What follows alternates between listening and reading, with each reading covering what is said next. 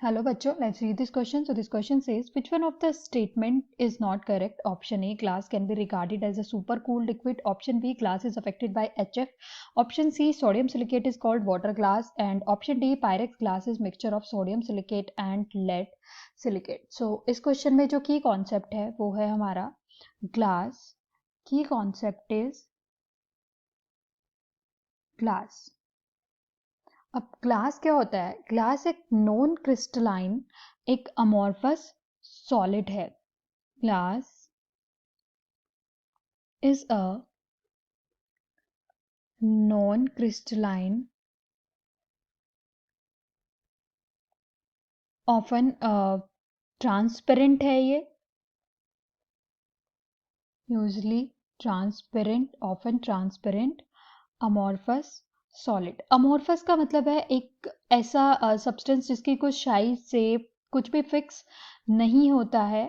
तो ग्लास के बहुत सारे यूजेस है, डेकोरेटिव पर्पस, विंडो, डोर्स और बहुत सारे आइटम्स में हम ग्लास का यूज़ करते हैं. तो यहाँ पे ग्लास के लिए 4 स्टेटमेंट गिवन है, हमें उसमें से बताना है कौन सा सही नहीं है. तो हम एक एक स्टेटमेंट को लेके चेक करते हैं कि कौन सा स्टेटमेंट सही नहीं है. पहला जो स्टेटमेंट है, glass can be regarded as a super cooled liquid.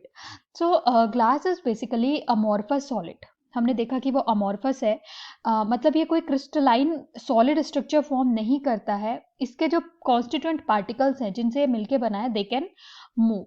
So the constituent particles, इसके पास प्रॉपर्टी होती है फ्लूइडिटी की, जो ये बहुत स्लो फ्लो करता है, लेकिन ये फ्लो करता है. तो जो इसके कॉन्स्टिट्यूएंट पार्टिकल्स हैं of the glass, they are not in a crystalline structure but they can move.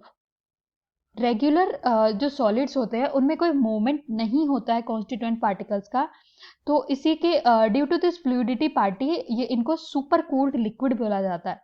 Due to this, जो इसके पास ये फ्लूइडिटी की प्रॉपर्टी है, बहने की प्रॉपर्टी है, due to this fluidity property,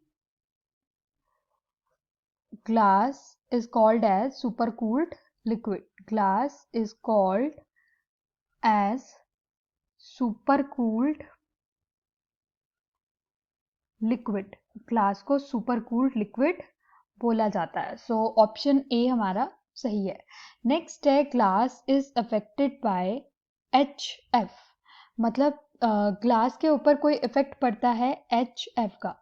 सो जो HF है वो रिएक्शन कर लेता है ग्लास से, इसलिए HF को कभी भी ग्लास के अंदर स्टोर नहीं करना चाहिए. सो यूजली जो ग्लास है, अगर हम उसका फॉर्मूला लें Na2SiO3, एंड इसका साथ जब HF रिएक्शन करता है तो ये Na2SiF6 फॉर्म करता है और साथ में वाटर बाहर निकलता है. सो HF ग्लास के साथ रिएक्शन कर लेता है, इसलिए हमें उसके अंदर उसको स्टोर नहीं करके रखना चाहिए.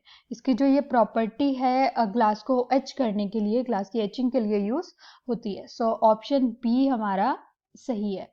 Now sodium silicate is called water glass. Sodium silicate की अगर हम बात करें, ऑप्शन सी, सोडियम सिलिकेट.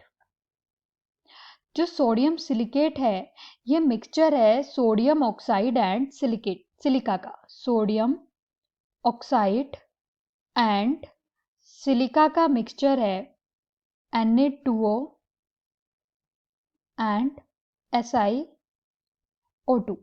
तो इसको एल्कली सिलिकेट ग्लास भी कहते हैं. और इसका एक बेनिफिट है इस ग्लास का, this is soluble in water. Soluble in water, ये वाटर ग्लास, इसीलिए इसको वाटर ग्लास बोलते हैं क्योंकि ये सोल्यूबल है वाटर में, और ये बहुत सारी फॉर्म जैसे लम्स, पाउडर या कभी कभी हमें लिक्विड की फॉर्म में भी मिलता है. सो जो ऑप्शन सी है वो भी सही है. अब लास्ट जो है, Pyrex glass is a mixture of sodium silicate and lead silicate. So हम पहले ऑप्शन डी जो है पायरेक्स ग्लास क्या होता है उसको देख लेते हैं कि वो होता क्या है. सो जो पायरेक्स ग्लास है ये एक मिक्सचर है सिलिका का और बोरोन ट्राई ऑक्साइड का. मतलब इसके अंदर ज़्यादा अमाउंट में सिलिका प्रेजेंट होता है और बहुत कम अमाउंट में बोरोन ट्राइऑक्साइड प्रेजेंट होता है, तो इसीलिए इसको बोरोसिलिकेट ग्लास भी बोला जाता है, बोरोसिलिकेट ग्लास। सो बोरोसिलिकेट ग्लास और पायरेक्स ग्लास यूजली बहुत अच्छी इसकी ड्यूरेबिलिटी होती है, और ये मिक्सचर होता है सिलिका और बोरोन ट्राई ऑक्साइड का। तो यहाँ पे हमें बोला है ये सोडियम सिलिकेट और लेड सिलिकेट का मिक्सचर है, नहीं, हम देख चुके हैं ये नहीं है। सो हमारा ऑप्शन डी इनकरेक्ट ऑप्शन है। So our final answer is option D, Pyrex glass is a mixture of sodium silicate and lead silicate. Hope you understood it well, best of luck.